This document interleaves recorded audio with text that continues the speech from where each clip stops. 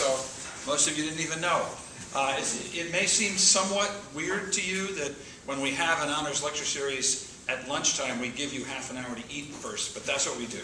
So in case you were wondering what was going on, we'd like you to, and please feel free to get, there's more food back there. I'm Mark Jacobs, I'm the Dean of the Honors College at ASU. I really am happy, particularly today, for a bunch of reasons. First of all, it's the first of these honors lecture series talks for the whole year. We have 2 or 3 each semester. Of course, if you're first-year students, you don't know this yet, but every year Barrett was given the Centennial Lectureship and the Rhodes Lectureship, which are these endowed with $2.5 million lectureships, one in the fall, one in the spring. We were sort of, before I even came 11 years ago, we were entrusted with those, and those bring a speaker to campus in particular areas that Barrett's been doing for a long time. But when I got here 11 years ago, I asked the folks on the Barrett staff, well, what other lectures do we have?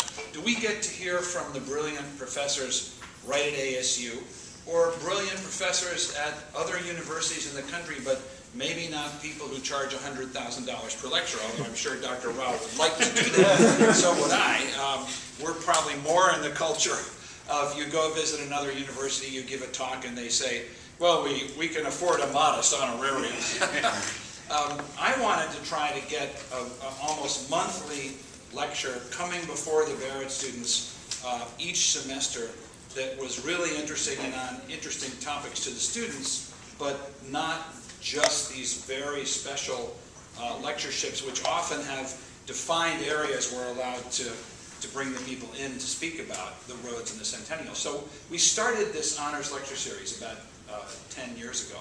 And we have this series each year. There's a nice handbill or 2 around the campus that show you a lot of the signature events coming up. We consider an honors lecture a signature event of Barrett. And this is the first one for the fall, therefore also the first one for the academic year. A second thing that's special about today is Alina, because one of the things, we send out notices to the Barrett faculty. We get together ourselves with the folks in the events office here and think who would be interesting to bring in. But the students also, all of you can suggest these lectures. And although that's true, and there are 5,200 of you on all 4 campuses now this year, of the Barrett students, Alina is the first student in several years who simply came to the events people and said, I've got this great speaker, and I think he'd be a perfect honors lecture series speaker.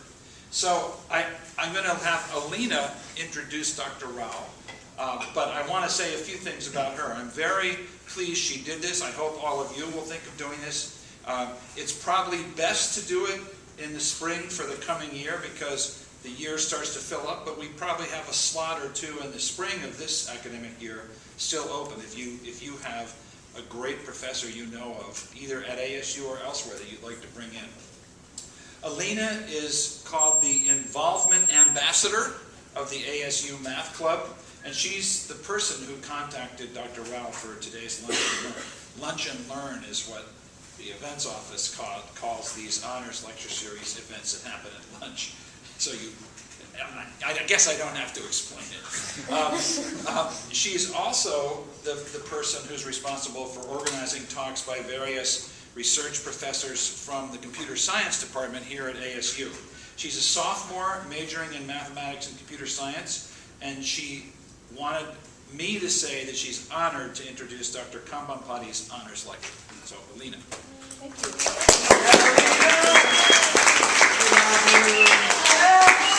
This will be really brief, but my name is Alina. I sent Dr. Kambampati an email asking him to present a talk to the math club members and maybe some other Barrett students.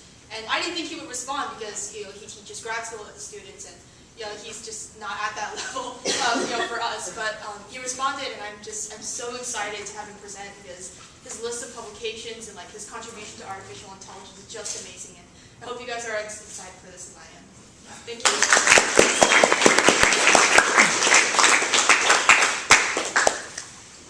Okay, so first of all, I guess, as you know, computer science is all about recursion, so I like the recursive introductions, and it's good to have sort of tapered out. I'm not going to introduce anybody anymore. So let me see if my first slide works. If first slide works, everything else will work.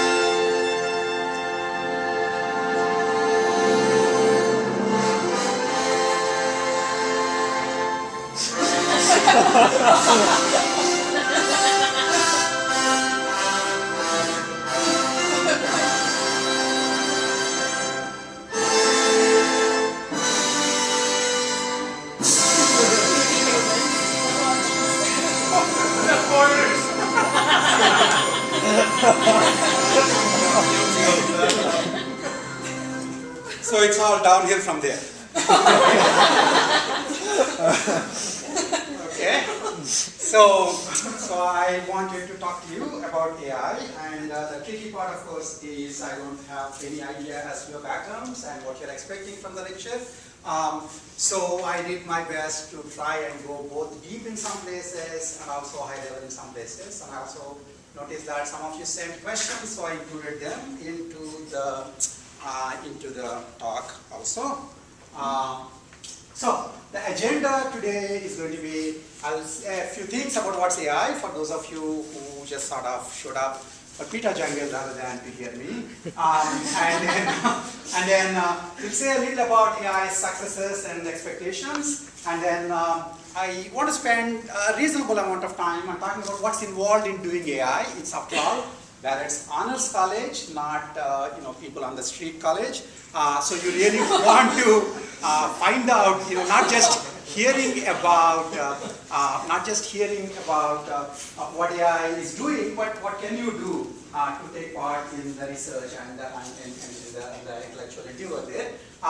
And then I'll say a few things about some of the projects in my lab. I'll mention when we get there that I do work with undergrad students, and so those of you who might be interested in this sort of a thing, feel free to talk to me, and I have research opportunities for undergrads in those areas. And then of course, I guess this being Busy Beaver Barrett Honors College, I already got questions submitted, so I will try to answer some of those. Plus, please feel free to stop me during the talk as well as at the end, ask me questions, when you have questions about it. Okay, so that's the agenda. That's what I'm going to do. Now, why should you hear from me, other than the fact that I happen to actually respond to Alina's mail, is that I teach AI course. When I was asked to do a last lecture, hoping, I guess, that they were hoping that after that I'll stop talking, I gave a last lecture, but on AI, and you can see that if anything here is interesting to you, you might want to see that too. And then I also recently got elected to be the president of the Association for Advancement of Artificial Intelligence, so I get to intimidate you by saying I'm speaking from authority. Okay? So that's, of course, directly from horse's mouth. So as much as that's all well and good, I am particularly more nervous. I've only been teaching since '91, but I'm still quite nervous for at least two different reasons. One is because this, I believe, is being sponsored by Math Club and Honors College. I'm probably the pointiest of the Poindexters in the university. So I'm pretty sure as I go along, you're bored to death saying, why is he so high level? So I'm worried about that. So if there are specific questions, please do ask me. The second thing is that I got a text from my son who several of his friends apparently said they might attend. I hope they did not. But if they did, it's one thing messing up your own talk, but another thing altogether messing up your talk in front of your son's friends. You might not come back. So those are the reasons I'm sort of worried, but still we will try and get to the talk.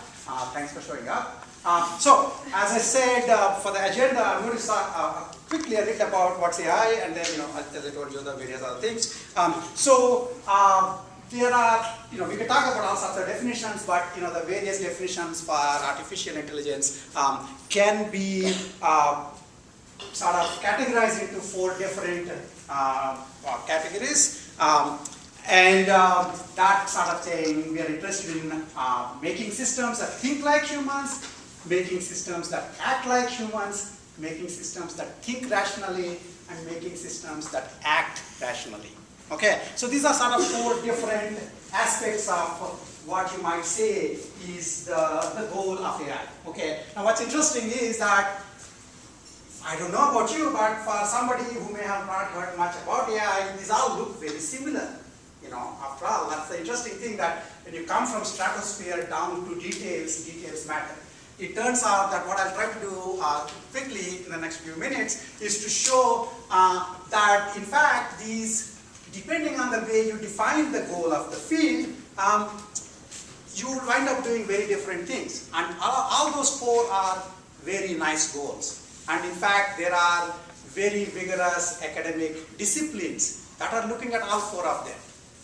But one of them turns out to be like the default metric for AI. We'll see which one it is in a minute. But it's worth checking what all those 4 do. The first one I'll look at is acting humanly. So suppose I wanted to say AI's goal is to make systems that act humanly. Now, when I say systems, I'm sort of deliberately vague right now. What is a system? A system is probably both a hardware and a software, an embodied agent or a cyber agent, anything. Okay? So the question is, am I interested in making systems, non-human systems, which can act human? Is that a reasonable goal? In fact, one of the first questions that, as in case you are paying attention to that beginning slides, one of the very first questions Alan Turing asked, as soon as computers were invented, and as soon as the theory of computing was invented, he didn't ask, what's the biggest Excel spreadsheet can I handle? Surprising as it might sound, that's not what he was thinking about. He asked the question, can machines think? Why? Because we consider the most important facet of being a human is the ability to think. Okay, and so he was interested in seeing, well, everything else, I don't know if you know, but by Turing's time itself, humans were no good at for most of the other things. Humans were not the most powerful weightlifters. They already had cranes. Okay, they were not the most powerful anything in many, many different fields. But we still could take, I guess, the pride in the fact that we can think and nobody else seems to think. No other machine seems to think. The question, of course, then is, can we make machines that think? Okay, so can we make ourselves obsolescent? So now the question, of course, that Turing not only asked the question, he wanted to see if we did make a system that acts like human, how will we tell? And that's where the Turing test comes in. How many of you have heard of Turing test? Well, there you go, see. So the Turing test is obviously reached a popular imagination. There is a Dilbert cartoon on Turing test. What more do you want, right? So I'll leave the cartoon there so that you can see the cartoon while I blab on for a minute. But the point is that Turing test is about acting human, and there is a question as to whether acting human should be the right definition for what an AI is supposed to do. Okay. In particular, think about flying. Suppose at one time we were interested in making flying machines, and the only thing that we saw flying were birds. And the earliest attempts at flight involved flapping wings. And we had to get out of that mindset before we actually could make mechanical flight happen. So just because we do some things, humans do things in one particular way, doesn't necessarily mean that an intelligent agent has to do the way humans do it. Okay, that's the part. Okay, so he's sort of basically saying, I don't care about this definition as much, but before I go forward, I want to say, well, this definition does have an important use. Even if you're only interested in making intelligent agents, unless you believe in the valley scenario where we all go to this other galaxy and are on oxygen while the robots take over the Earth, you do want to live with the robots. You do want to live with these other intelligent agents. And we don't learn well, so we actually have our own setup, our own way of deciding whether people are being reasonable or not. Okay, and so if robots have to live with us, if other intelligent agents have to live with us, they better act like us. Why? Because we are not going to act like them. Okay, we are designing them, right? So we're not going to act like them, although I'm sure some of you know how to do the robot dance, but most of us would rather have the robots act like us. Okay. In particular, any teaming scenarios where humans and robots work in teams, you do want to know how actually to act as a human, so that you can fake it at least. Okay, so it's worth understanding that aspect, even though that is not the main goal of AI. And then thinking humanly, that's a different version of it, which is, I just want to think human. I want to mechanize how humans think about problems. Okay, now once again, actually anything thinking aspect is tricky because you could be saying, I'm pretty sure all of you say this at the end of a midterm when you don't actually have good enough marks. You go to the professor and say, I was thinking the right answer. Okay, I really knew how to do the problem. But unfortunately, we only care about the actions. The thinking informs the actions. Okay, so eventually, if you want to design an intelligent agent, you care about its action. So just focusing on thinking doesn't make sense. However, it is reasonable to understand, and you look at this definition from the point of view of, for example, if an intelligent agent is trying to help a human understand how to do problem solving. There's an entire area now called intelligent tutoring systems. Okay? What's an intelligent tutoring system? It's a computer system that's basically trying to, unfortunately, mini yourselves it, so that you will take classes from the computers. Okay. Now, from that point of view, you do need to essentially understand what sort of errors humans tend to do. Repeating how to do the problem correctly is not going to make people understand how to do the problem themselves. You need to debug their minds. Do you understand what I'm saying? If you ever were a TA, if you ever are a teacher, you know that I know that this is not the right way to do addition, but I can imagine that this is the stupid way you are probably doing. So let me try to explain to you, don't do that. So I need to understand your thinking so that I can debug it. Okay, so once again, even though thinking like humans is not probably the greatest definition of AI, it is a useful definition, especially if you are interested in generating agents that are not just intelligent agents, but they are intelligent agents interested in tutoring systems, interested in tutoring humans. Okay, so humans being in the loop. Okay, thinking rationally. This is the question of why do I care how humans think? I just want to think right. And in fact, from the dawn of civilization, we've been trying to figure out what's the right way of thinking. Right? After all, logic was invented by Greeks to essentially say, this is the right way of doing thinking. This is the way you can mechanize thinking. Okay? So actually, that is a reasonable thing. So, for example, you might want to know, what would be the best mathematics for essentially modeling rational thinking processes. Okay. However, as I said, eventually you want to not just do the thinking, but convert it into action. Right? And so we finally come to acting rationally, which I'm sure you're not surprised to hear when I say that this is what we take as sort of the definition for AI. Okay? So I don't really care if you think like humans. I don't really care if you act like, not you, your system. the one that you're designing. It doesn't matter whether it thinks like humans, it doesn't matter if it acts like humans, it doesn't even matter if it thinks rationally. What matters is it does rational action. One of the most interesting points is that sometimes rational action does not involve too much of thinking. I don't know if you ever got onto the rural road trying to cross it illegally to get to the campus. If you're in the middle of the road and a bus is coming at you, that's the wrong time to think about what you should do. You see what I'm saying? Because any microseconds you do, basically stuck like a deer in the headlights, that expression itself is deer is thinking, apparently, under the headlights. And you know what happens to the deer, that's what will happen to you too. So the rational thing is to make, basically get to one side or the other, very reflexively. Okay, so in a way, at that point I would say, well, you did the rational thing, but you did it for the wrong reasons. You didn't think, well, that doesn't matter, I'm fine with that. I survived. And all these people who supposedly were thinking rationally were under the bus. Okay, so the point is that acting rationally is what we will aim for. And having said that, I also want to say that many times acting rationally involves thinking rationally. It's just that sometimes it doesn't. Sometimes you may have to do reflexively. Okay. Okay. So from if you're from like a CS sort of a background, if you're into like writing programs, in essence, what you're trying to do is design this street robot. Okay. Of course, this particular one happens to be an embodied, particularly beautiful robot, but it could be a program.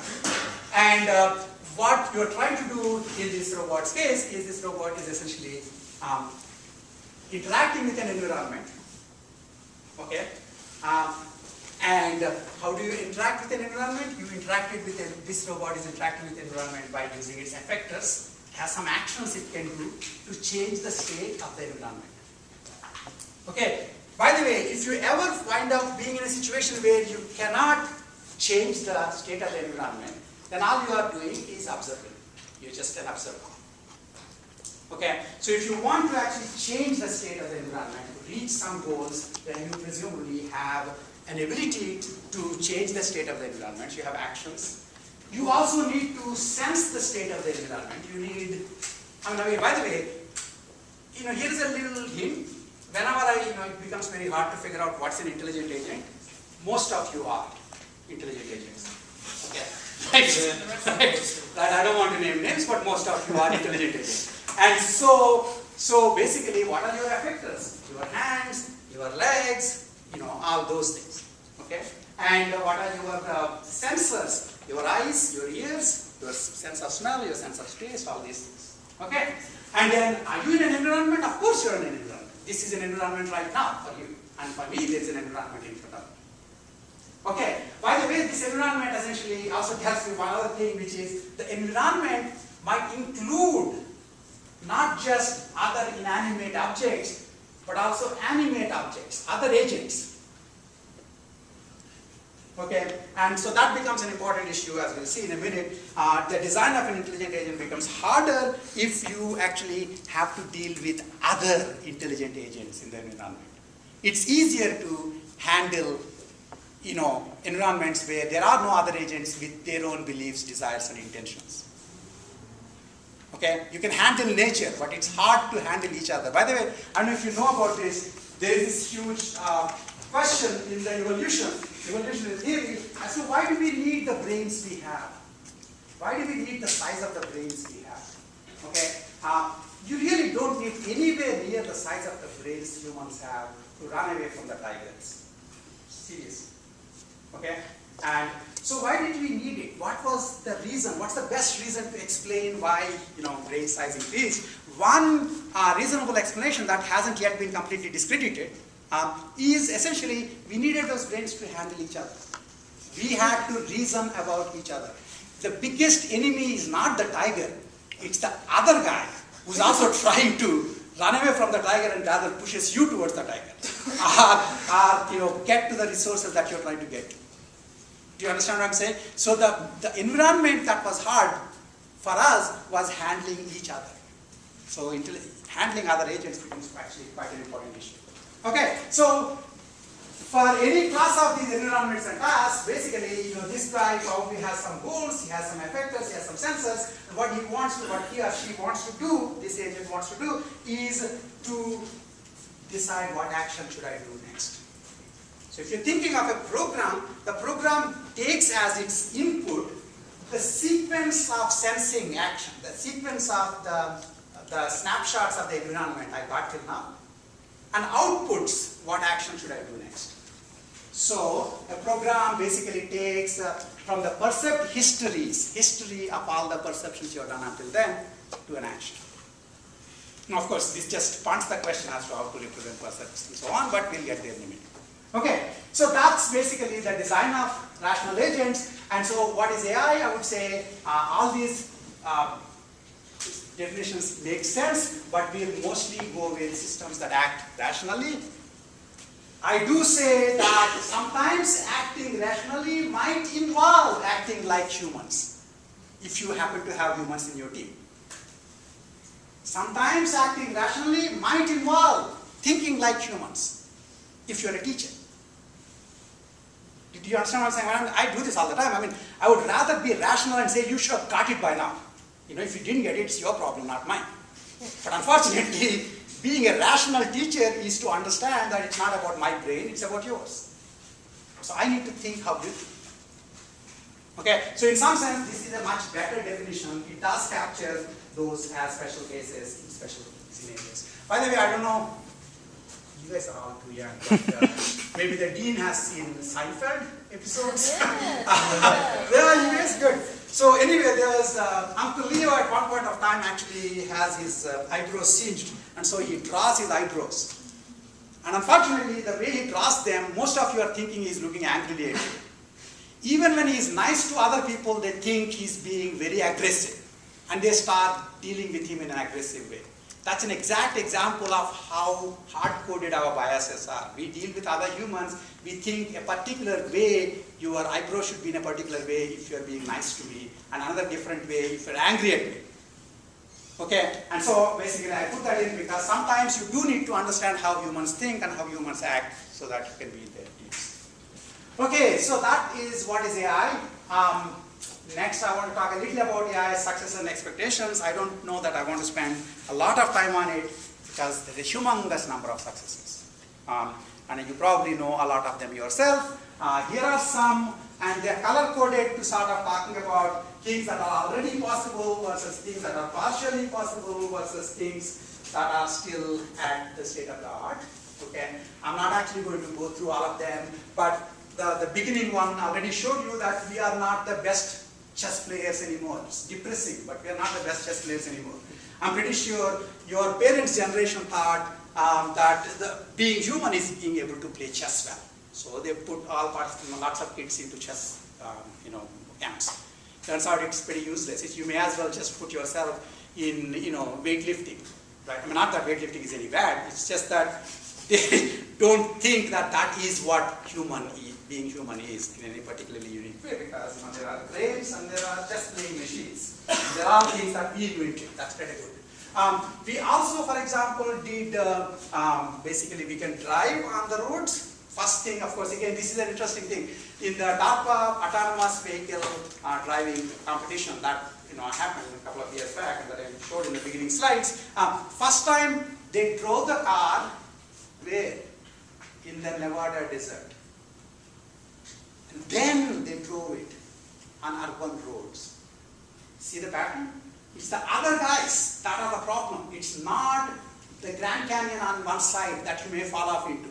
It's much worse. The biggest unknown on the road is what the heck is going on in the head of the guy in front of you, the guy behind you, and the guy on the other, coming in opposite direction. That's the most important piece of knowledge.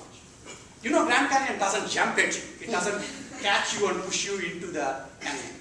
Whereas bozos like us will do all of that. Right? Okay. So, not surprisingly, in fact, urban driving has come later than driving on the deserts. I'm pretty sure when you started driving, your parents first took you to urban driving and then took you to the Grand Canyon driving. Okay, but really it's the opposite way in terms of the hardness of the problem. Okay, so there are bunches of things like that. So I think even the other interesting thing was the more recently there was a Watson system basically won the Jeopardy, which at some point of time we were, I think as a race, we were dumb enough to think that Jeopardy shows some sort of intelligence. And right, before that we thought chess playing shows some kind of intelligence, and then we said, Jeopardy shows some kind of intelligence. Einstein would have been a very bad Jeopardy player. Okay, but it's a particular kind of human intelligence test, and this reigning Jeopardy player essentially lost to Deep Blue, and not Deep Blue, the Watson. Okay, and actually I don't know if you noticed what he wrote. I'm not sure how many of you saw that. He basically says, I'm now going to be I'm ready to serve my machine overlords, because he assumed that the era of human expertise is coming to an end rapidly, because a computer can run in Jeopardy. Now the interesting thing about Jeopardy is not just looking into Google and checking the answers. It is understanding the human questions. The human questions have all sorts of interesting implicit information. Okay, let me see if you ever have question as to how many agents in front of you are human versus machines. You need tests, right? I'll give you one test. A shibboleth. Here's a test. The explorer Magellan went around the world 3 times. Okay? First of all, notice that because you are humans, you're not surprised why the heck is he talking about Magellan. He's supposed to be talking about AI, but I get to change the topics. Okay? Explorer Magellan has gone around the world 3 times. And one of those trips he died. Question, which trip did he die in? And this would be the time when if any of your machines, you would get up and leave. Because nowhere in the question is the answer obvious. Okay, and unless generations of students who have taken my course have put this up on Google, if you ask Google, it will still not tell you the answer. Okay, but it's obvious to all of you because it involves all sorts of common sense reasoning. Okay, and so you were able to tell. I mean, it doesn't even need to know. It doesn't even matter that Magellan is an explorer or that his name is Magellan. If you die you went around 3 times and you died in 1 time, that means the last one. Because that's the way our common sense knowledge is defined. Okay.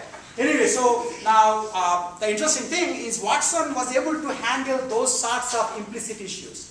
The other part about, first whatever the answer is, make it as a question form, that is the simplest. That's something that we will have a hard time because we have a hard time following rules. Okay, but computers can follow rules. But they were able to actually handle, full-scale natural language with all the ambiguity in natural language, and was still able to win the competition. So that's pretty impressive. Okay, now here's an interesting thing. As much as what AI has done, there are very few fields where what the field cannot do is just as important as what the field can do. In AI, whatever we can't do is actually important, because that's how you tell between humans and machines. Why do you want to tell between humans and machines? Because in the current cyber world, there can be many, many machines that are going to the various web pages that you set up, not just humans.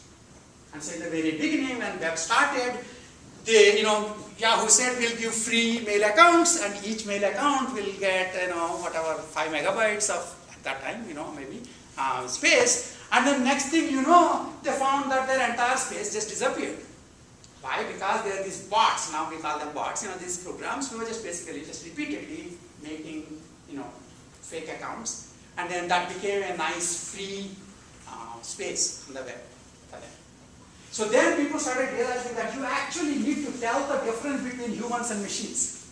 Believe it or not, this is another way of knowing that AI is very close, because you actually have to tell the difference between humans and machines. The beginning ones that they would come up with are simple things like, read these letters, and these letters were written in the nice, printed form. Then they said handwritten. Then they said, things like this. For example, what's common between all these pictures? Easy for you, still at the time when it was done, hard for machines. The thing that's common is obviously a snake, right? And it becomes, now it turns out that these kinds of things are actually doable.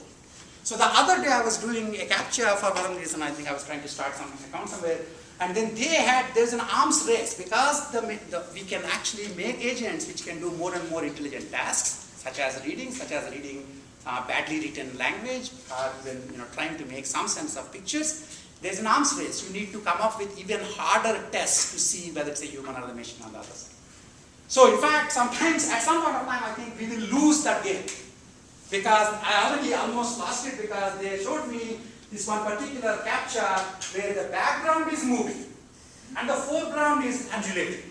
And then I had to put all my glasses on my eyes to figure out what is happening. So I came this close to being seen as a machine, okay, because I could read that. Now the reason they did that is because they think essentially machines now can do that. I mean, machines are just before that. That's why they're trying to do that other day. So it's kind of a cute thing to know that captchas essentially are connected to AI because it's the complement of AI. It's what you can't still do. So captchas will keep changing. Right?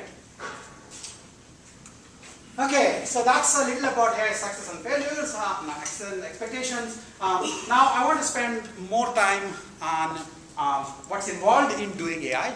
Again, as I said, this is a talk where some parts are quite high level, some parts go deeper, and then again come up, and then hopefully you still will have some questions. Because I did not quite know what's the best way to pitch this. Hopefully this is working. So anyway, so what's involved in doing AI? As I said, all we really want to do is write a program that takes a percept sequence, a history of percepts, and essentially converts it into an action. What's the next action to do? Okay, that's all I need to do.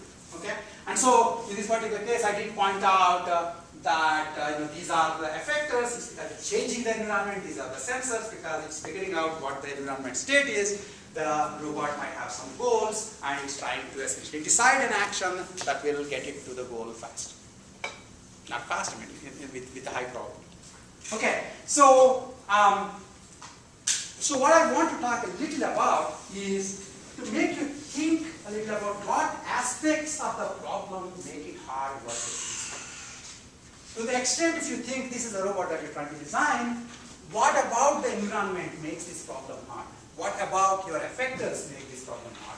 What about your sensors make this problem hard? Okay, just quickly. And again, one of the nice things is because we are all supposedly intelligent agents, this should make sense to you because if you introspect, you realize, yeah, that is true. Those are the times when it is hard for me to figure out what's the right thing to do. Okay.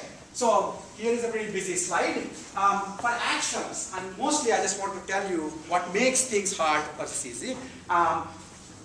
Anything in yellow here makes your life hard, and anything in less yellow or orangish makes your life easy. Okay. In terms of writing a program that handles that environment. Okay. So in terms of actions, for example, one of the issues is, if I do an action on the world, do I know exactly what happens to the world? That's a deterministic case. So I essentially know exactly what happens to the world once I do that action. If it's deterministic, then things are easy. Many a time when we do an action, there are uncertain outcomes. That world might go into state 1 or state 2 or state 15, and you don't quite know which one will happen. You may only know probabilistic information. But 30. So when I, for example, try to lift something like this, assuming I have lifted things long enough, there's like 99% chance that I will lift it, and there's still a 1% chance that it's probably slippery, and so it just slips out and then makes a big mess. That's stochastic, right? Most actions, depending on your hardware, how many of you have done robotics clubs and robotics competitions? You know that all the difficulty in robotics is getting the effectors that are more deterministic. The cheap ones essentially will do most of the time, but if you pay more, then you will have higher guarantees on what they're actually going to do. For example, if you ask the robot to walk 3 centimeters or 2.5 meters, if you have precision robots, then they will exactly go that far. If you have imprecise, then they'll go somewhere in between. Okay, that's about actions. But what about perceptions? When you're sensing, from your robot's point of view, what makes life hard is, can you sense the environment perfectly or only partially? Okay, now once again, from a robotics point of view, if you have a lot of money, you would have bought like the best camera. Most of the student robots will have not enough money, and so they will buy some sonar sensor or something, which will give basically noisy inputs. Now, turns out that, so first of all, that actually shows that sensors can be noisy, and so if it's a noisy sensor, then you only have probabilistic information about the environment. And that makes life harder. Okay, in particular, one of the issues is, so that is, if you in fact, this as of assumes that the environment state is actually observable, but it's your sensor which is not able to observe. Then comes to the environment itself, because in terms of the environment, a lot more can be talked about. Okay, first of all, you want to ask, is the environment going to stay in place while I am deciding what to do next? Remember, I'm still trying to decide what's the next action to do. Is the environment going to stay in place when I'm deciding what action to do next? You have this problem in all your life. When somebody says, tell me what to do, and say, give me some time. And sometimes there is no time. You need to tell me right away. A classic example is when you are in the middle of rural road, it's not a good time to think. Why? Because rural road is not static. Except on some exam days or something, it's not static. There's a lot of traffic. Okay? And so, even if you don't do anything, the environment is going to change. Do you understand what I'm saying? So now the environment has changed. So you took a snapshot of the rural road and you went off into your dorm room and figured out the best path to go through the oncoming traffic.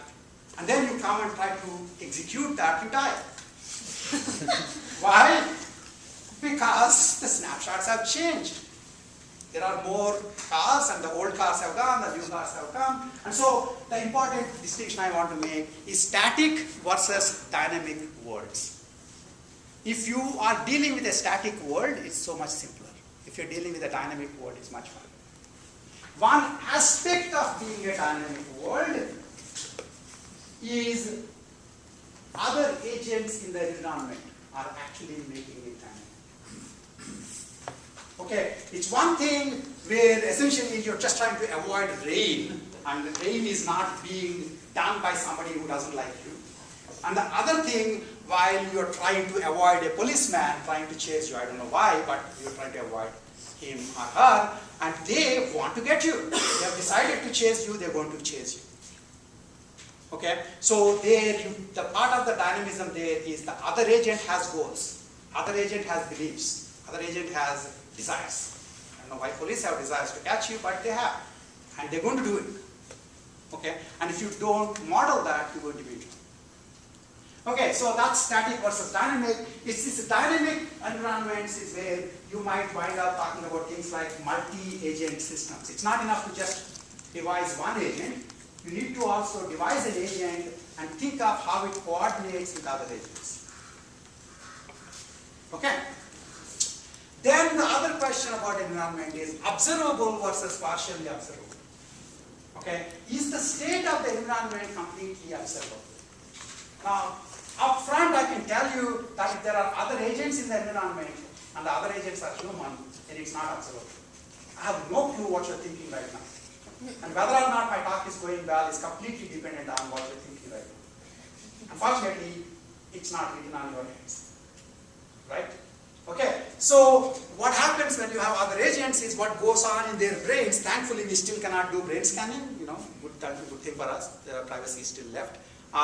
But the observability is out the window if you have other agents. But even when there are not other agents, sometimes observability is not present. So for example, the simplest case is if you're driving a car right, until very recently and even now, there are big blind spots in the car. So you don't quite know the state of the road behind you. That's why they say look back. Okay, and furthermore, if you just went to get your eyeglasses checked and they dilated your eyes and you are driving the car, then all bets are off. You know, you are seeing all sorts of things that are not there. Okay, so for example, Sebastian Thrun the other day was showing a talk where he basically was talking about the Google car driving around, right, on the road, and then at one particular point of time, somebody, you know, because we like these grocery bags, these beautiful plastic grocery bags, they're all over the place, right? So one nice plastic grocery bag lifted into the air and came towards the car. It happens, I'm sure it happened to some of you. You know, these things just, you know, because of the, you know, wind. Okay, so the car right away identified this as a deer. So a deer is airborne and is coming to me. It did the right thing though, right? Essentially. Because the opposite way is much worse. If in fact a deer is coming to you and you identified it as a plastic bag, there is no Google car. Google car, right? But the point is that sensing makes a difference. You know, if you do partial observation, then you basically, because of the partial observability, because you cannot quite tell what you are seeing, you cannot recognize what you are seeing. And from that, you cannot recognize what your right action should be. Now, if it is a grocery bag, then probably you keep going. If it is a deer, you want to brake, even though there is a chance that all the people behind you will plow into you. There's never, actions are never things such that there is only one-sided cost and benefit. There are multi-sided costs and benefits. And you don't brake, sudden brake in a traffic because there are all these bozos behind you who are all just going to plow into you. But you still have to do it if you really, really for sure believe that it's a deer flying into you. Okay, but that's a way of thinking about partial observability. So, in terms of the difficulty of the problems, partial observability, dynamism, imperfect sensing, durative actions, stochastic actions, those are the things that make things hard. By the way, we do want to also talk about goals that the agent has, because what you want to do depends on what it is that you want to achieve. Okay, and the interesting thing there would be sometimes you want to reach a state where a certain goal is satisfied. That's it. If I don't reach that state, I'm done. I'm basically failed. Other cases, you have degrees of satisfying the goals. Okay, so I want to be rich. How much is being rich? $10,000, $20,000, $10 million? Okay, these are degrees of satisfaction, and it turns out that partial satisfaction is a harder goal than all or nothing satisfaction. You think about this; it's not obvious. You know, sometimes if my goal is to make $10 billion, I'm done. Because I know I can't make it. So I can do something else. If on the other hand, my goal is to make as much money as I can, I'm never done.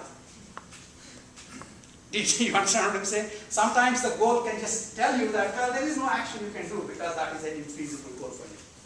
Okay, so that's about what makes the problem hard. In terms of architectures for intelligent agents, actually this is more of the course material, but I do want to say a little about it, just so that you have some idea of what aspects are needed to design these kinds of things, but probably I will go a little faster.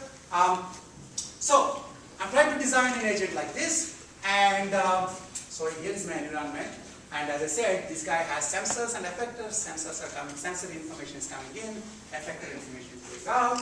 So the question is, what's in this box? That's what agent design is.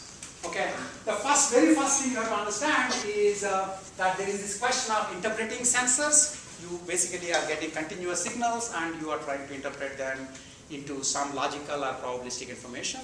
That is an important aspect. I won't go too much into it, but that's a very important aspect.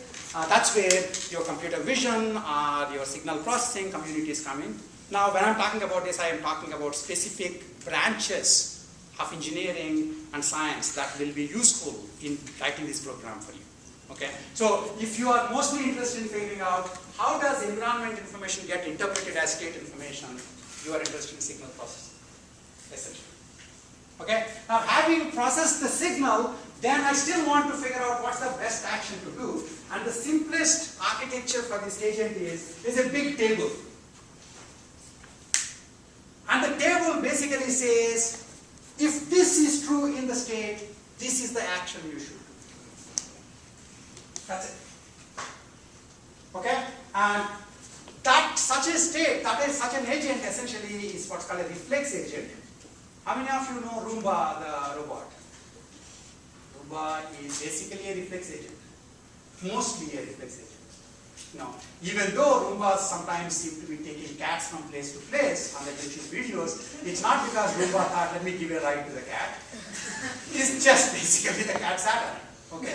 Mostly what a Roomba does is, if I hit something, I turn back.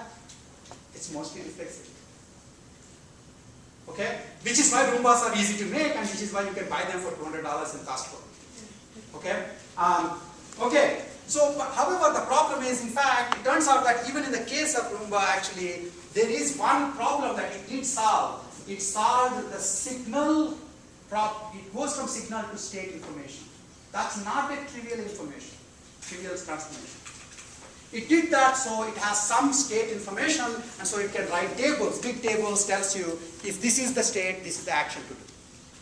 Okay. However, unfortunately, even basic survival needs more than just this table.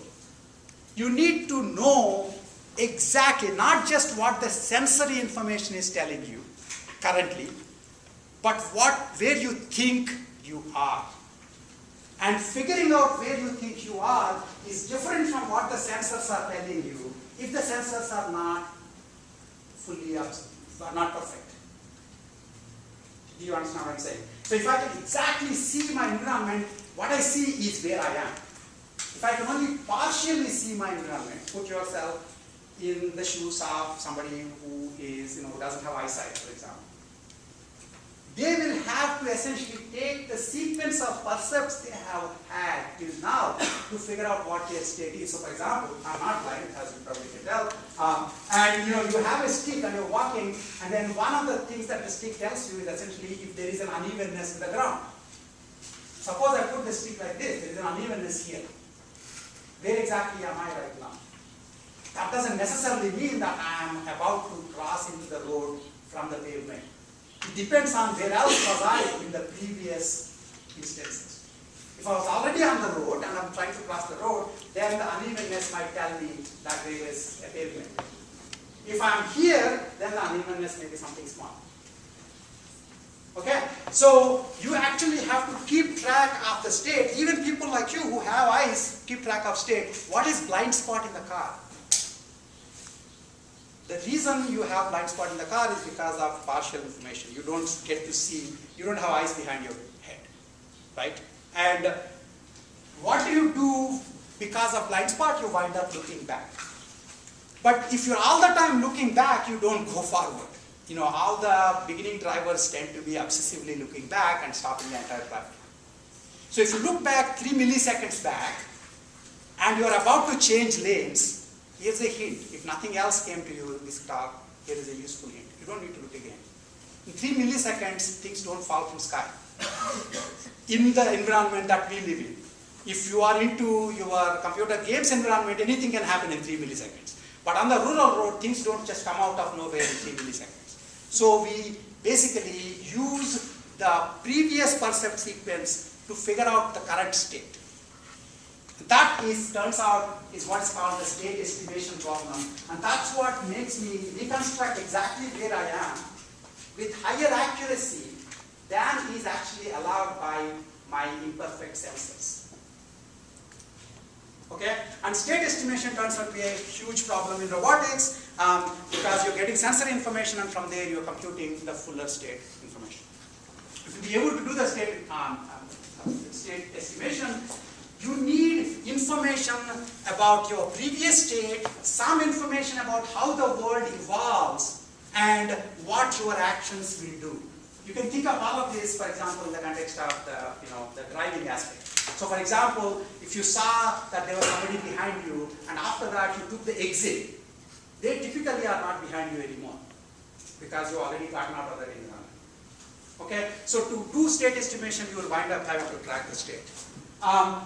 And that's not enough. Once you do the state estimation, you will be able to have better information about where you are, and you can have a smaller table telling you what action to do then. But it's even more helpful if you know what it is that you want to achieve. Roomba the robot has one goal. To say Roomba the robot has desires and goals is overreading the Roomba. It has just one goal. That's one hard-coded goal. Basically, cover the entire carpeted area and suck. That's it. Okay?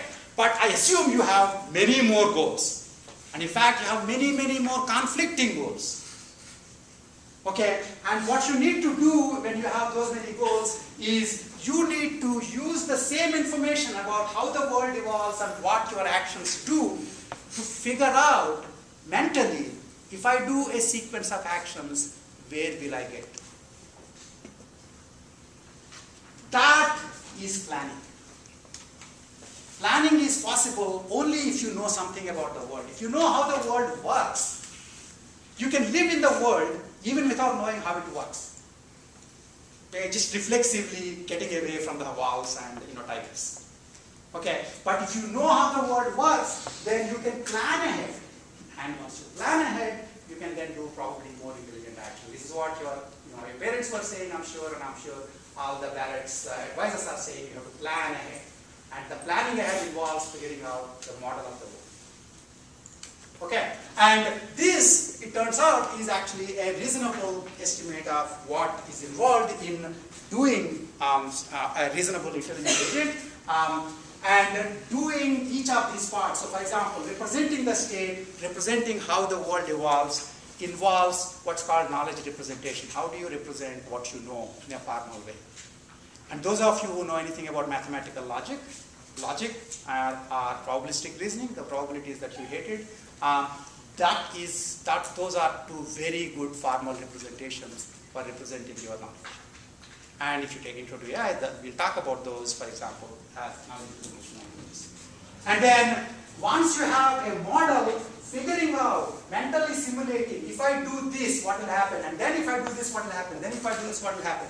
That turns out, by the way, is a huge search problem, because you think you are in some state, you can do like 15 actions, and each of them might get you to different states, and from there you can do actions again, and you can see the combinatorics. And then somewhere down here are some good states that you want to get to. And you're trying to figure out which direction should I go here so that I have a high probability of going to these good states. That is the search problem. That is the inference problem. Okay? So those of you, if you have, I don't know if any of you have done anything like breadth first search and graphs, depth first search and graphs. Those are like the very beginning ideas in doing search to do inference. And of course, theorem proving in logic is another example. Okay? So you can do search, you can do planning, and you can do basically logical resolution, Bayesian inference. Those are the things that you use to figure out what to do next. And then the other question is, how did I put the information about how the world evolves and what my actions do? That's where learning comes. If you are making an intelligent agent yourself, you can just write them in yourself. But eventually it becomes too painful because there are so many exceptions and so on. And so you start with a partial model of how the world works. And then you let the agent figure out over a period of time the rest of the details. That's where the learning comes. Okay? There are a lot more that can be said about that, but we will actually go forward. I only have 5 minutes. So I'm going to quickly go over a couple of things that we do in my lab to give you an idea as to, among this universe of things, what are the things that we do in my lab. As somebody pointed out, if you just Google my name, Rao, you'll get my page and, some papers here. But, I want to talk about a couple of things. One is we have some projects on human robot teaming. So what we do,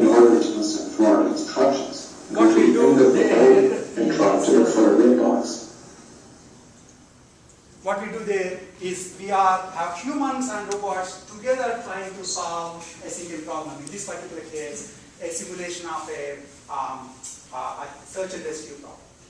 Okay, so the interesting thing there is the robot agent essentially has to figure out what the humans are asking it to do. The goals are given in full natural language. The information about the world is given partly by the language, partly by prior writing of the model.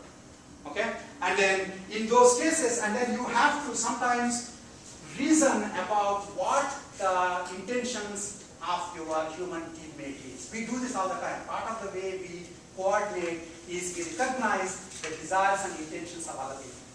This is what's called the plan recognition problem. And so, our robots do partial plan recognition and then do teaming with humans.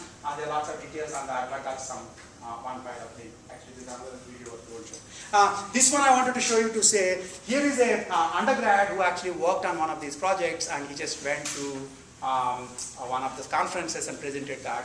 There's a YouTube video talking about some robot localization problem. You can look it up. I think I'll make these slides available so you can actually look at it later on.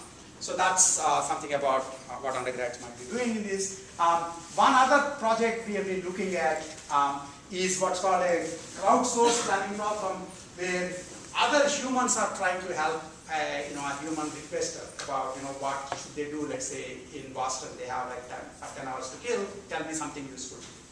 Now these kinds of problems require you to understand complex information about what people tend to like versus not like, that a robot may not necessarily have. This is common sense information. So for example, I have 10 hours, what should I do? Sit at the airport for 10 hours. Is a perfectly reasonable thing to do, to kill 10 hours, but presumably most